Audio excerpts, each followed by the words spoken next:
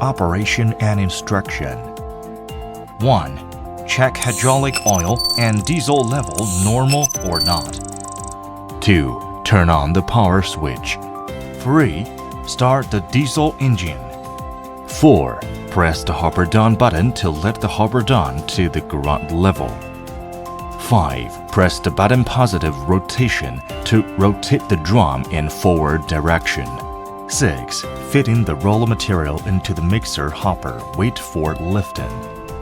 7. Press hopper lift button to fit roller material into mixer.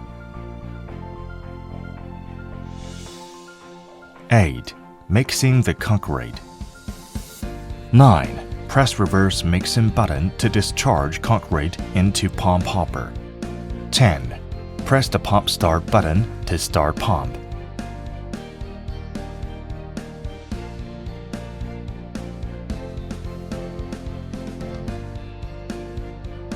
11. Press pump stop button to stop pumping.